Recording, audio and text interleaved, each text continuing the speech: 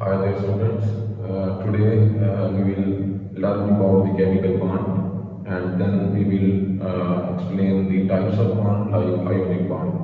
First of all, chemical bond is defined as the chemical force which holds the atoms together in a molecule is called chemical bond. Basically, chemical bond is a force which binds the atom together and makes molecule or formula units of compound. There are so many types of chemical bond like ionic bond, covalent bond, metallic bond, coordinate covalent bond. But today we will only explain about the ionic bond or electrovalent bond. After to explain these concepts, first of all, we will raise a question basically that rises in our mind: why atoms make bond? Then we will have to explain its types. Our simple question is that why atoms make bond? Why atom make bond? Why atom cannot exist separately? And why they need to make bond? Why atoms make bond? For this question, we can give answer in different ways. Like, first of all, we can say that everything in universe tries to stable themselves.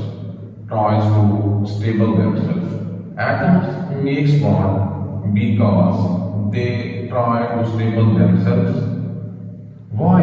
To gain stability. Why? Because in our periodic table there are 118 elements, and in this periodic table the noble gases that belongs to group number 8A of the periodic table or group number 18. These are the stablest element of the periodic table, like helium, like neon, argon, krypton, xenon.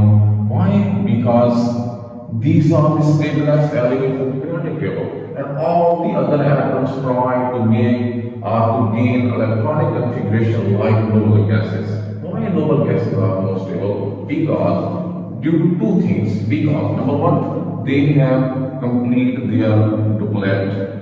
Due to completed duplets, they have either two electrons in their outermost shell or valence shell, or second thing that make them more stable elements is complete octet.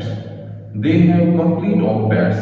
In other words, we can say these have either two electrons in their valence shell or 8 electrons. Why? I can give example like helium. Its electronic configuration is 1s2. It has 2 electrons in cation. Like neon, its atomic number is 10 and its electronic configuration 1s2, 2s2 and 2p6. I can say it has 8 electrons in L shell because they have completed their duplets of octets. Why? These are the stablest elements of the periodic table, and all the other atoms try to make themselves like noble gases. That's why they make bond to gain the electronic configuration of noble gases. And second thing that why atom makes bond is that to complete their octet, like noble gases. I have already explained the example to complete their octets.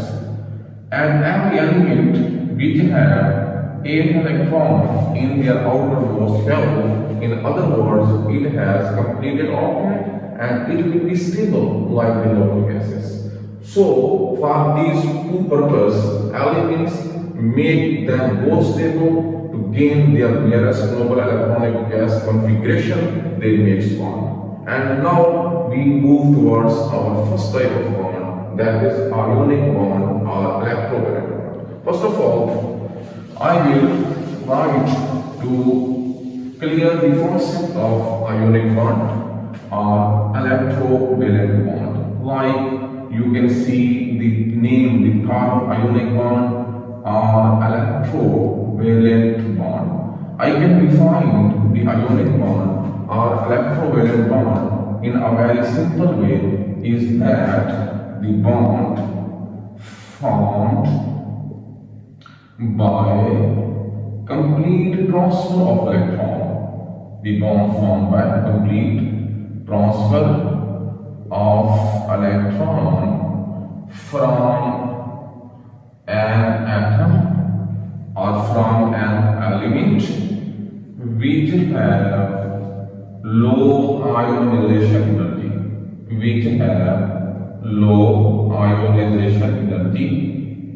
towards other atom or element, towards other atom or element which have high electron affinity, I have given this simple concept that is called Lewis concept of the ionic bond, a chemical bond formed by complete transfer of electron from an element which have low ionization energy towards other element which have high electron affinity. In other words, I can say that a bond formed by complete transfer of electron from electropositive element toward electronegative element. It means that one element loses electron and other element will gain electron. And the element which loses electron have low ionization energy. And these are mostly called metals. These are electropositive elements. It means that electron is transferred from a metal towards one metal. And why? Because we know that a metal, they have low ionization energy. Why low ionization energy? Because we know that metals have large size, their atomic size are large, and due to large atomic size, we know that the distance of the electron from the nucleus is high. That's why nuclear attraction for the outermost electron decreased, and that's why the ionization energy is low and the removal of electron becomes easy. That's why metals, basically I can say, the basically metal like the periodic table, the group number first A and group number second A, these are called alkali and alkaline earth metals. These are good loser of electron. They can lose electron very easily. Why? Because these are present in the start of the period, and we know that the elements which are present in the start of the period, they have large size, and due to large size they have low nuclear attraction for the outermost electron, and the removal of electron is very easy. In other words, they have low ionization energy. These are good losers. And the elements which are electronegative are mostly non-metals.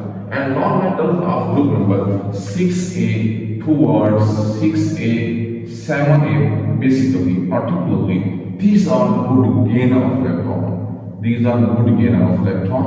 And why these are good gainer? Because we know the elements which are present at the end of the period have low size, and due to low size they have high nuclear attraction, and due to high nuclear attraction they have good tendency to accept electron. And these are non-metals, and you know that non-metals have high tendency to gain electron. Why? Because they have small size, and the distance of the nucleus from the outermost electron is small, and that's why the nucleus will attract the incoming electron more strongly toward itself. That's why these are good gainer of electron. And particularly the elements present in group number 6A and 7A are called good gainer of electron, and that's why they will gain electron. Now we will have to explain the concept of chemical ionic bond with a suitable example, and in this lecture I will try to understand a concept of ionic bond in a very simple way by giving the example of sodium chloride. You know that sodium chloride is an ionic compound, and now we will have to see how ionic bond is formed between sodium and chlorine. First of all, we have to see these both elements belong to group number first A and second A. And group number first A, you know, these are called alkali metals like lithium, like sodium, like potassium, like rubidium or cesium, they have only one electron in their outermost shell. Their outermost shell contain only one electron, and these are present in the start of the group of the electron, and that's why I will have to write like they have only one electron. Like, first of all, I will give the example of sodium. Sodium that is present in ionic compound sodium chloride. Its group C is group number first A, and its atomic number is 11. I can write its electronic configuration 1s2, 2s2, 2p6, and 3s1. It has one electron in its outermost shell. If I draw its atomic structure, I can write as its nucleus, its first shell, K shell, L shell, and its M shell. There are 11 protons and K shell, L shell, and M shell. It contains 2 electrons, it contains 8, and there is present only 1 electron.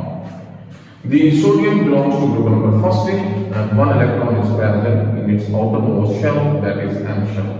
As we have already learned, we have explained why atoms make bond to complete their octet. Its outermost shell contains 1 electron. It needs either 7 electrons to complete its octet or to remove 1 electron from its outermost M shell so that its outermost shell will become L shell, and it is already have 8 electrons. Now that is easy for the sodium atom to lose electron, and because sodium belongs to metal and they have low ionization energy and the nuclear attraction for the outermost electron is low. Now sodium will lose electron. I can write as 2 electron, K shell, L shell 8 electron, and M shell 1 electron. It will lose 1 electron, and when electron is removed, now sodium has 11 proton, but it has only 10 electron because 1 electron is removed. And you can see when electron is removed from neutral atom, it will gain positive charge. Why positive charge? Because now the number of electrons are decreased, but number of protons are increased. That's why it will have only 1 proton higher than electron. It will gain positive charge. And you know that the nuclear attraction is present for the outermost electron, like in this example of sodium. The nuclear is attracting the electron toward itself, and we have to remove electron from the outermost shell. For this purpose, we have to give some energy to remove electron, and the energy required for neutral atom to remove electron from its outermost shell is called ionization energy. In this case, for sodium, the ionization energy is plus 496 kilojoule per mole. It means that for sodium atom, we have to given such type of energy to remove electron from its outermost shell. Now sodium will gain positive charge.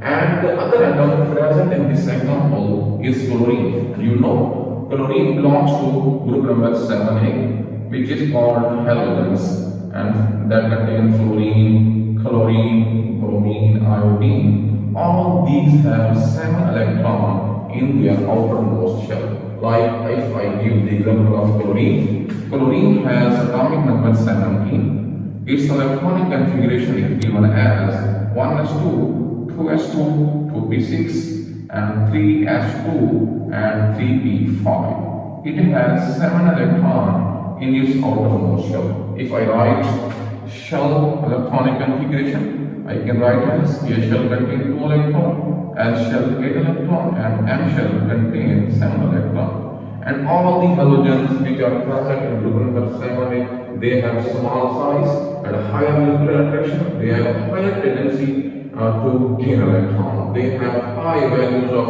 electron affinity and electron activity. It will need 1 electron to complete its octet to get its nearest noble gas configuration argon. That's why chlorine has higher tendency to accept electron to make its octet completed to get the nearest noble atomic gas configuration. Now chlorine will accept electron, I can write as 2 electron, 8 electron, 7 electron plus 1 electron.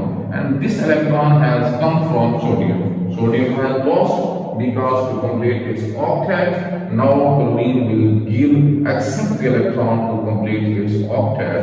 When the electron enter in outermost shell of chlorine, now it will have the number of electron 18. That was 17 in first, now they are become 18. And you know that when a neutral atom gain electron, its number of electrons are increased than the number of proton, and it will gain negative charge. Now the chlorine will gain negative charge, and also you know when our electron entered in the outermost shell of the gaseous separated atom, it will release or absorb some amount of energy. That is called electron affinity. It is the tendency of atom to accept the electron. Now in this case, the electron affinity of chlorine will be given as -349 kilojoule per mole. That shows the tendency of chlorine to accept the electron in its outermost shell to complete its octet. Dear students, we have seen here sodium lose 1 electron. Why?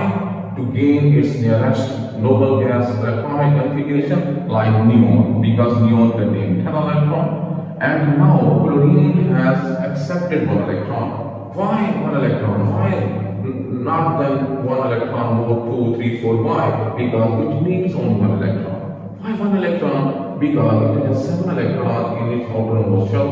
When it will accept 1 electron, the number of electrons in its outermost shell will become 8, and its octet is being completed. And it has completed the electronic noble gas configuration like argon. Like argon, it has 18 electrons. Now sodium also becomes stable, and chlorine has also become stable. Now these both ions, sodium ions and chlorine ions, will be attracted toward itself.